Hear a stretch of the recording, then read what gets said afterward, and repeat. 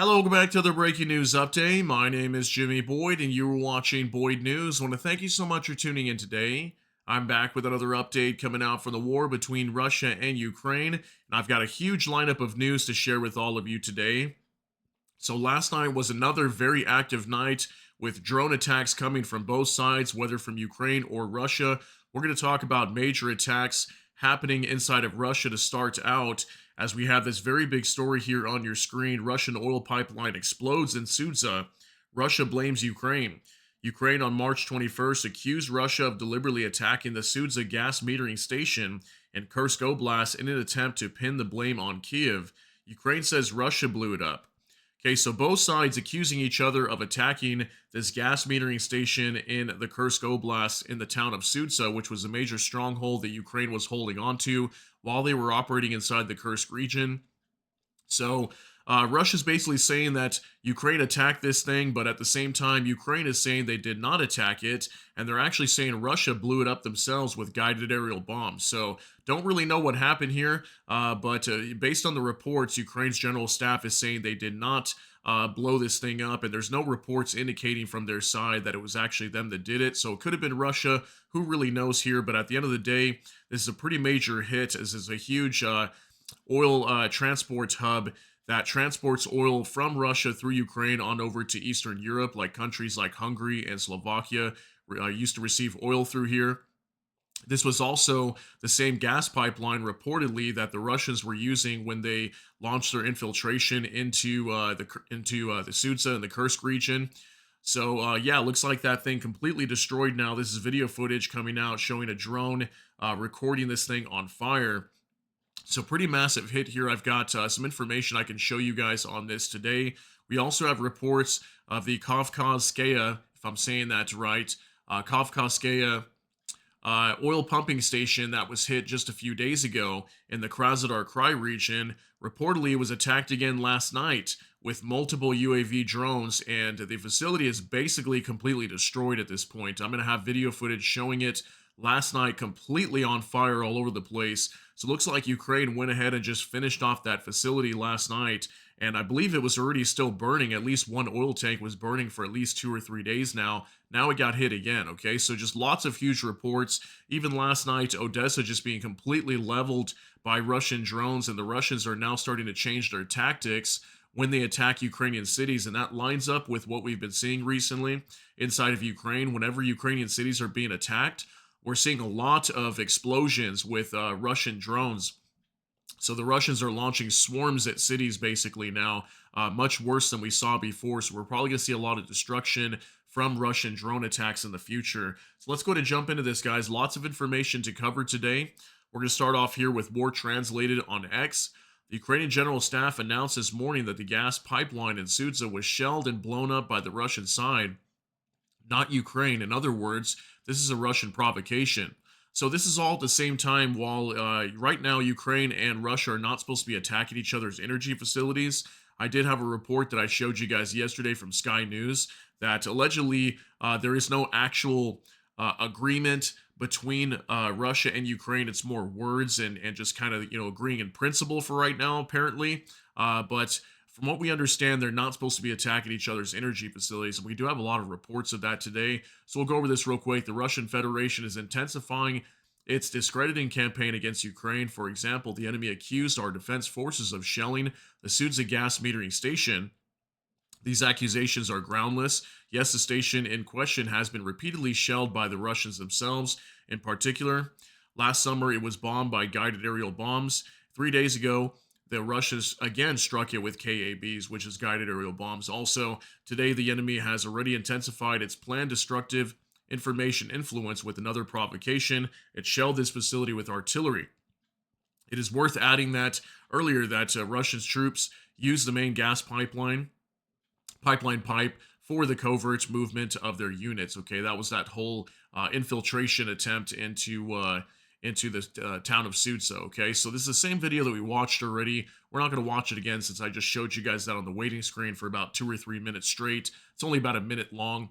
So we know that thing was destroyed and blown up. Here's some pictures coming out from Max 24. Sudzha gas pipeline through which Russian gas was sent to Europe was hit, according to Russian media, a huge torch of fire on the border of Kursk and Sumy regions. Okay, so can't completely confirm which side did it because everybody's basically accusing each other at the moment.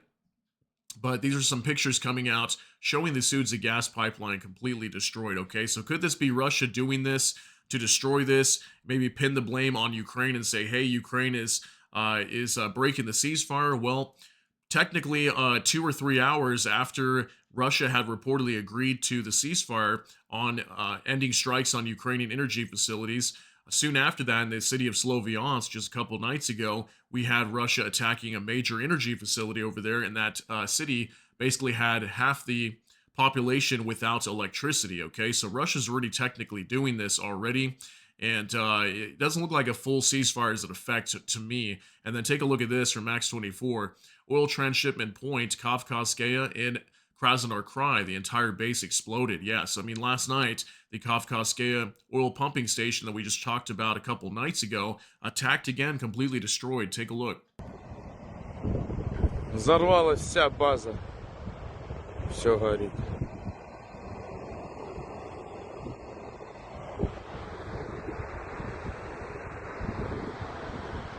Очень страшно.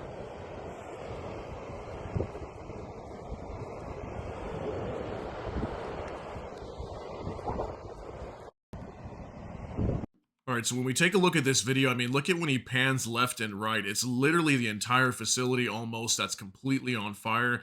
I mean, by the time this fire is put out, this whole pumping station is going to be gone, okay? And it's going to take them a long time to repair this thing. Will they even be able to repair it? They're going to have to basically rebuild the whole thing. So pretty crazy. Ukraine has just completely destroyed this major oil transshipment point in the Krasnodar Krai region, and this is used for oil exports, okay? So very big hit there.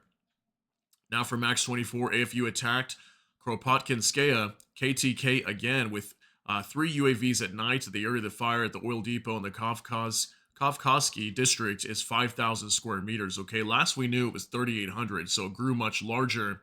The tank that caught fire on March 19th is completely burned out. The second tank, the fire continues, okay? So this was even during the day as firefighters were still over there trying to put out the fires, but they basically couldn't do anything about it. Many people were stating on X also that the firefighters basically just walked away and left as there was nothing they could do to prevent this facility from further burning out, okay? So technically this thing's going to be completely destroyed, no longer usable by the Russians, at least for right now.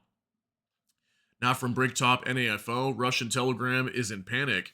Ukraine are currently hitting the Russian military base Marinovka in Russia's Volgograd region. Okay, so Volgograd region reportedly being targeted last night also, and the Marinovka military airbase was reportedly attacked also. Okay, so we don't have any confirmation whether there was actual strikes over here, but allegedly Ukraine did attack this airfield last night. We have reported this in the past. It's been a while, maybe about 4 or 5 months, if not longer, the last time we reported this base being attacked.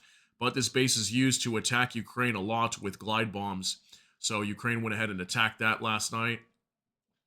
Now from Max 24, an unknown person set fire to a substation in Gorno-Altaysk, Russia. Part of the city was left without electricity. So we've got a video that we can show you guys here real quick and a couple pictures. So this video doesn't really have much sound. It's just going to keep looping. It's like 2 seconds long, reportedly showing fire at an electrical substation over here. Okay, so was this Ukraine? Was this a partisan inside of Russia? Some sort of sabotage operation? We don't really know right now. There's not a whole lot of details on this, but yet again, another energy facility inside of Russia being targeted and caught on fire. Here's some pictures also. Pretty massive flame coming from this electrical substation over here inside of Russia. So it looks like we're still having attacks on energy facilities on both sides. Now for Max 24, in temporarily occupied Skadovsk, a car with 2 Russian officers was blown up, according to the GUR.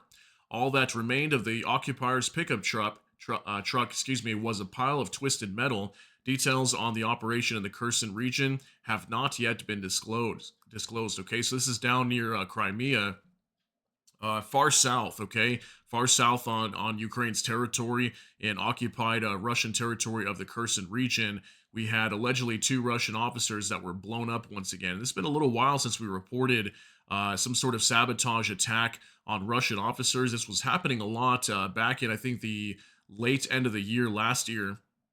Looks like we had another one of these attacks again. Looks like 2 Russian officers being killed here, okay? So now moving on to the informant, Odessa is under heavy Russian attack as an unprecedented wave of drones overwhelms Ukraine's air defense and electronic warfare systems.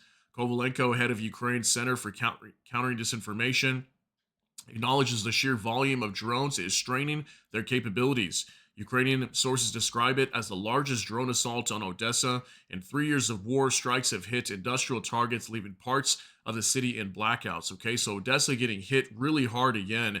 This is probably some of the craziest video footage we've seen coming out from Odessa, but they've been getting hit so much by Russian Shahed drones lately. So we've got a video and a picture we can show you real quick. Let's start with this video. It's pretty action-packed video and very scary at the same time. So take a look at this. Я охуел. Ебать. Охуеть. Блять, еще. Блять! Сука! Пиздец, я, блять, куда нахуй вообще ехать? Я ебанулся. Пиздец. Блять! Пизда! Я охуел. All right, so very frightening. I mean, listen to all that gunfire in the background. At the same time, all these massive explosions with these drones just crashing all over the place inside of Odessa. So very scary video to have to see there. But Odessa was definitely being attacked a lot last night. Here's a picture coming out from that area also inside of Odessa. So I believe we had somewhere around like 200 or more Russian drones going into Ukraine last night. But I know for sure Odessa was probably the most heavily hit. So now we'll move on to another update from Max 24. We left 20 minutes before the explosions. It is difficult to talk about peace when civilian infrastructure is being attacked at the same time. Peter Pavel on his stay in Odessa during the Russian strike. He stated that such actions destroy the possibilities for dialogue and emphasized that Russia must be held accountable for this. The international community must take such cases into account when searching for ways to resolve the war. So Peter Pavel, the president of the Czech Republic, he was in Kiev today. He met with Ukrainian President Volodymyr Zelensky. They held a conference, as you can see here. And apparently Peter Pavel was staying in Odessa last night. Just prior to the explosions taking place, he left. He was able to get out of there safely. And that's when the explosions started to ring out across the city. So they were getting hit so hard last night. Russia's using new tactics now. We're going to go over that. From Bliskovka, Russia's changed the tactics of drone attacks on Ukrainian cities. Head of the Central Intelligence Agency, Andriy Kovalenko, reported.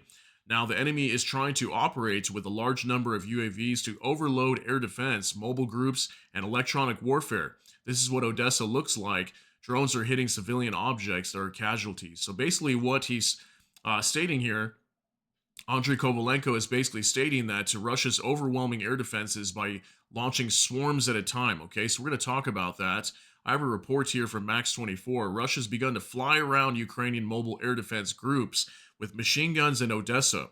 UAVs wait in the sea and form a herd, after which they approach the city at altitudes of more than 2,000 meters. Then the drones dive sharply. Okay, so so basically what they do is they kind of just hover around, probably in the Black Sea area. They wait for a huge herd to kind of form up.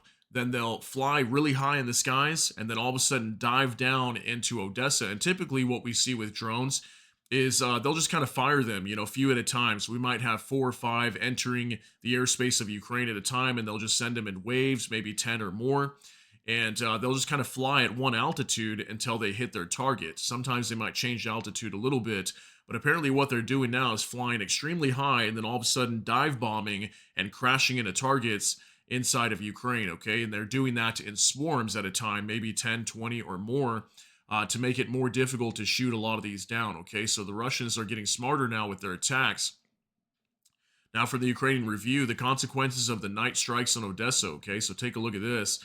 Massive damage inside of Odessa last night. Look at that Shahed drone that struck right here in the middle of the road, creating that huge crater. More damage to businesses, homes, all kinds of storage warehouses. I mean, just so much damage inside of Odessa recently. We've been reporting the city's just been absolutely hammered like crazy lately. And all of this is civilian infrastructure, okay? This is what Russia's doing to Ukraine repeatedly every single day. And it's very horrible to have to report this, but this is the way it is in Ukraine now.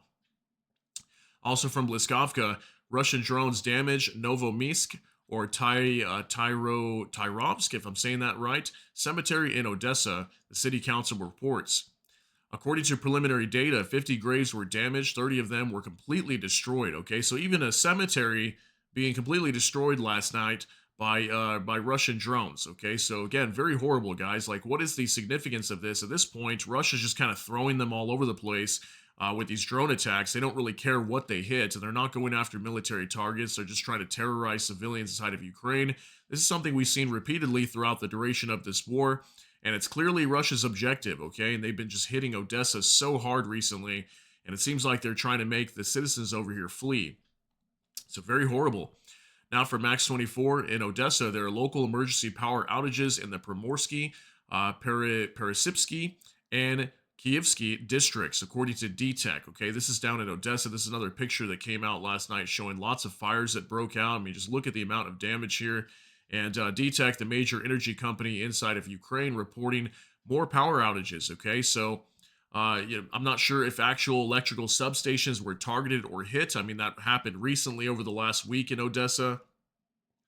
But allegedly, lots of power being knocked out last night due to these attacks in Odessa. Now for Max 24, the Russian army still adheres to Putin's order and does not attack Ukraine's energy infrastructure, according to Peskov. So if you notice, Max 24 puts a little clown emote right there to kind of say that, that's a joke, obviously, that this is not true, because we've seen Russia repeatedly attack energy facilities inside of Ukraine. So, I have to agree with that too. We reported just literally 2 to 3 hours after Putin allegedly agreed with Trump not to attack energy facilities. He also reportedly called on his chain of command in his military, top chain of command, to halt strikes on Ukraine's energy facilities. Soon after that, they struck a major energy substation near Sloviansk in the Donetsk region, completely knocking off half the city of with power. Okay, so insane news. Now from Azov South, from Russian sources during yesterday's attack on the Engels Airbase, members of the Tu-95 MS crew died, including the co-pilot and flight engineer. Z Channels report a Tu-95 MS was destroyed together with the flight crew present at the time of the attack. Okay, so this is very big news. We had reports yesterday that the Engels Airbase came under a massive attack. We had a huge explosion over there. There was some sort of weapons depot that was hit, potentially having X-101 cruise missiles inside of it.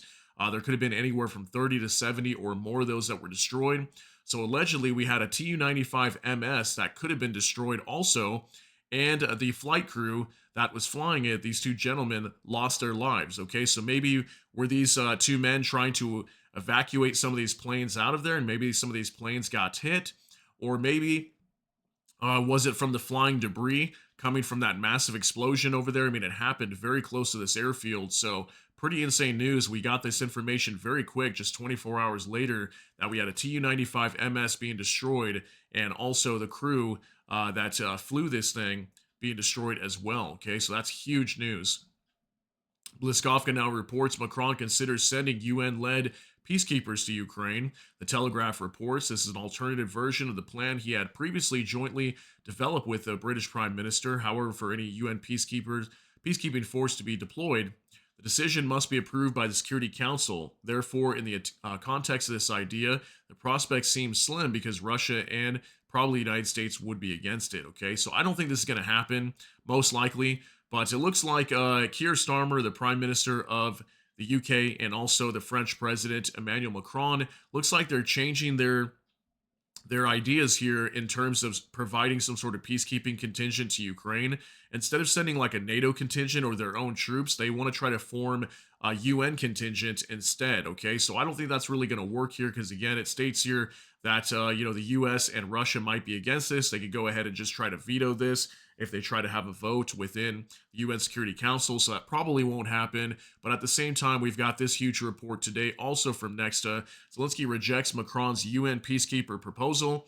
Volodymyr Zelensky stated that the United Nations cannot guarantee Ukraine's security. Okay, so at the same time, Zelensky's not open to it anyway. Okay, so I don't see that happening. So I'm very curious how they're going to resolve putting any kind of contingent inside of Ukraine. Because other than that, we've been hearing from the Italian Prime Minister Giorgia Meloni. She said that they would just extend NATO, or she put a proposal for that. They could extend NATO protection for Ukraine. So we'll see what happens. Now, Vicegrad 24 breaking. Lithuania announces it will send peacekeeping soldiers to Ukraine to secure a peace deal if a wider peacekeeping coalition is formed. Okay, so Lithuania open to the idea of sending their own forces into Ukraine now, and this doesn't surprise me. And Lithuania stands very firm with Ukraine. We've seen them provide a lot of support, probably one of the major supporters out of the Baltic nations over there, supporting Ukraine. Okay, so very big support from Lithuania. Now, for more translated, reports say Germany seized the Russian tanker Eventon from the Shadow Fleet along with 100,000 tons of crude oil worth 40 million euros.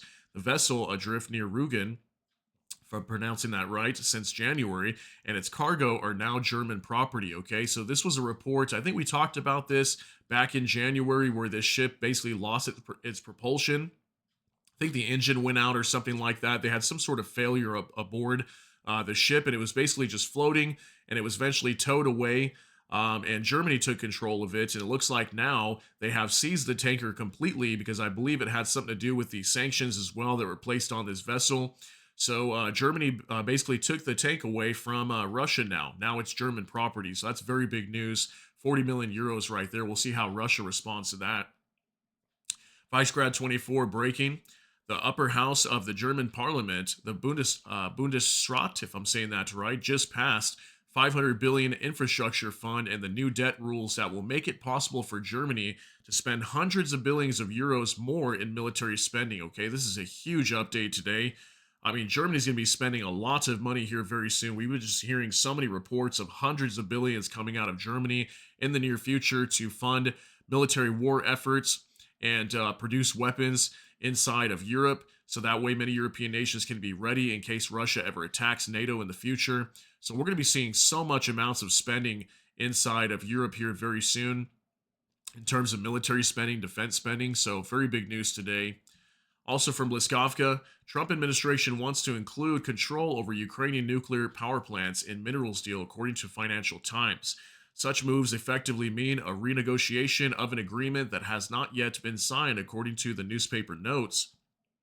The day before, Zelensky said he had not discussed this possibility with Trump. Ukrainian nuclear power plants belong to the people of Ukraine. Okay, so I don't see this happening at all, because Zelensky's come out already just yesterday, I believe, stating that they were not open to handing over ownership of these nuclear power plants inside of Ukraine to the U.S. This would also potentially prevent them from ever producing a nuclear weapon if they ever chose to move that direction. But apparently the Trump administration is trying to tie this into the whole mineral deal that they've been trying to get signed with Ukraine for, I believe, like over a month now, right? So it doesn't look like that's going to happen. We'll see how this plays out, but the Trump administration is trying to do that right now.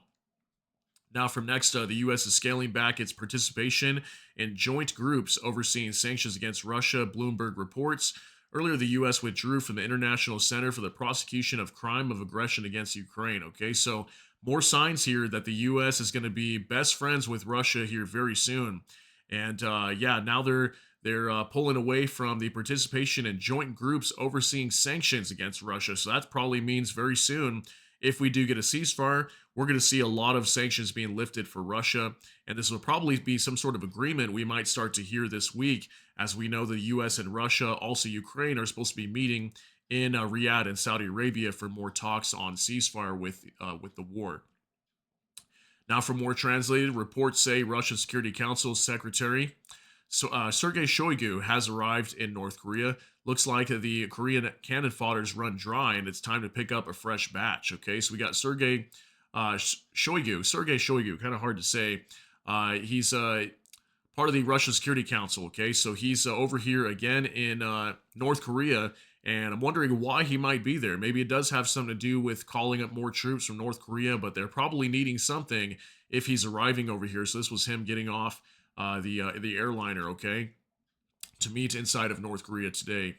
Now, for military news UA, Ukraine produces significantly more than 18 units per month. Fedorko,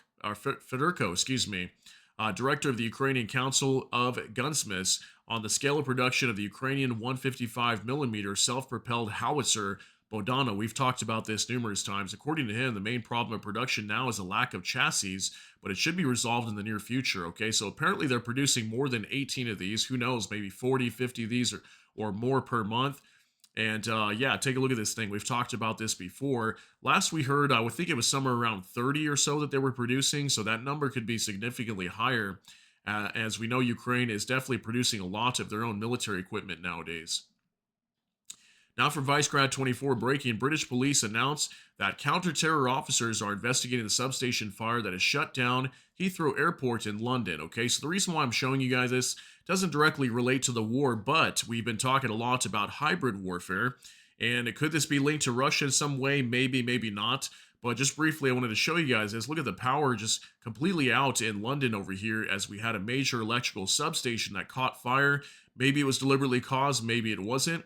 But, you know, right now, aren't we seeing a lot of electrical substations being attacked? We just literally talked about one in Russia. So could this be some sort of Russian hybrid warfare attack onto London? You guys can let me know what you think down below. I'm not going to jump to conclusions, but just the fact that we're talking about infrastructure, energy infrastructure, especially in Ukraine and Russia that's not supposed to be attacked. Now we have this huge fire over here in London. Also from military news UA, Ukraine will receive Swedish ASC-890 AWACS aircraft after F-16 modification to interact with them. Okay, so we actually heard this late last year or like middle of last year-ish, I want to say, that Sweden was going to be giving some of these AWACS planes over to Ukraine. So I don't know if they already had some or if maybe the deal wasn't finalized yet. I don't know all the details on that. But apparently Ukraine is going to be receiving some of these AWACS aircraft very soon, and they've got a modification to interact with F-16 aircraft. So that's very big news.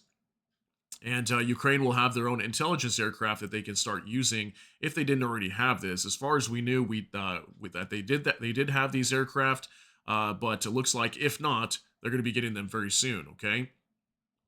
Now from United 24 Media, Putin's new decree orders Ukrainians in occupied areas to leave their homes if they don't have Russian citizenship by September 10th. Okay, so this was being reported yesterday, and I thought this is pretty crazy. So it looks like if you're Ukrainian and if you don't have Russian citizenship and you live in the occupied territories of Ukraine under Russian control, you're going to be ordered to leave the area basically and move if you don't have Russian citizenship. Okay, so that's going to force a lot of people that maybe they don't have Russian citizenship yet or plan to not receive any. They're going to be basically deported out of the area if they don't. Okay, so that's some crazy news coming out from Russia. Now, NOAA reports low-altitude flight of Ukrainian Su-24s from the 7th Tactical Aviation Brigade. Okay, so new video showing Ukrainian Su-24s in the skies over Ukraine. Pretty cool video. Take a look at this.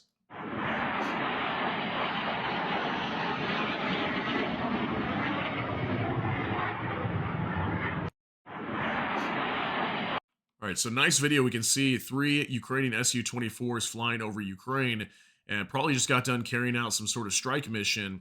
So pretty neat video coming out from Ukraine today. Now for Max 24, Nord Stream 2 may be handed over to the U.S. to resume pumping Russian gas to Germany, according to Bild magazine. According to Bild, work on the relevant agreement is already underway. Okay, so this is probably not a shock to anybody, as we're going to see a lot of countries start to purchase Russian gas once again. I mean, they've already been doing that, but Nord Stream 2 might be handed over to the U.S. here soon, and they're going to start pumping Russian gas over to Europe once again, okay? And we know that prior to the war, Europe was very heavily reliant on Russian gas. And although they've still been importing a lot of Russian gas recently, they're going to be getting more through Nord Stream 2 at some point in the future once the U.S. gains control of it. And we're probably going to see things probably return back to the way it was before, and Europe's going to start purchasing lots of Russian gas again, okay? So now moving on to Visegrad 24 breaking, Poland will deploy up to 1 million anti-personnel mines on its border with Russia and Belarus as part of its wider Eastern Shield program to build defensive lines along its borders with Russia and Belarus. The information was revealed by Deputy Defense Minister Powell Bejeda, if I'm saying that right. Okay, so this information actually came out 2 days ago, and I apologize, I'm a little late to this story. Maybe some of you guys know about this, and maybe you don't. But Poland announced just a couple nights ago that they are going to start mining their border with anti-personnel mines. Okay, so they're going to start building up basically a barrier, a defense barrier in between Belarus and Poland to prevent any kind of attack coming from Russia in the future that they might try to attack through Belarus or something like that in the future. So many countries over here are starting to realize that the threat of a Russian attack is very serious and very possible here in the next few years. So Poland's getting ready and starting to mine their border with anti-personnel mines, okay? So I've been wanting to show you guys this report for a few days now since it basically came out, but honestly, I kept forgetting to pull it up for you guys. So there you go. There's that information. Now from Bliskovka, Air Defense Forces of Ukraine destroyed 114 out of 214 Russian UAVs. 81 Russian imitator UAVs were lost locally without negative consequences, okay? So 214 Russian drones going into Ukraine last night, many of them attacking Odessa, clearly from what we saw in those videos. And looks like they shot down a good majority of these and brought some down also with electronic warfare, okay? Now, final update of the day, the Kyiv Independent. These are the indicative estimates of Russia's combat losses as of March 21st, according to the Armed Forces of Ukraine. All right, guys, so our final update of the day, lots of news to cover. Russia's losses as of March 21st, 1,330 troops, 28 AFVs, 165 vehicles and fuel tanks, 17 tanks, 101 artillery systems, 185 UAVs, 2 MLRS, 1 anti-aircraft warfare system, 2 special equipment, okay? This is probably the most we've seen in a very long time now, and probably several weeks, maybe 2 or 3 weeks now. 1,300 troops, right about average, 28 AVs, somewhat average as well. Now we're starting to see the vehicle and fuel tank number jump and skyrocket back up close to 200. Lately, we've been seeing less than 100. Almost 20 tanks over the last 24 hours. That's quite a bit of tanks being destroyed. And 101 artillery systems. That is probably the most I've ever seen. Usually we see somewhere between, on average, 40 and 60 artillery systems. I don't think I've ever seen this number over 100 before. That's absolutely insane. And then, again, 2 MLRS, 2 special equipment, and an anti-aircraft warfare system. Okay, so lots being destroyed on the Russian side last night with these attacks. So I wonder if attacks are starting to pick up more heavily now as we're slowly starting to move into spring. So maybe the ground is starting to thaw a little bit, less snow. Not sure if it's still snowing over there in Ukraine. It could be in some areas, but we are starting to warm up a little bit throughout the world. It's definitely going to warm up where I'm at here very soon, I think, coming this week, okay? So lots of big news coming out from this war last night, guys. I want to thank you so much for tuning in for this update today, and I hope you guys all have a great day. Thanks for being here and supporting the channel. And if you got something out of this update, please smash that like button. Also, if you enjoy my content, please consider subscribing down below. Hit the notification bell, that way YouTube can notify you. And with that, hope you all have a great day. Everybody take care and God bless, and we'll see you in the next one.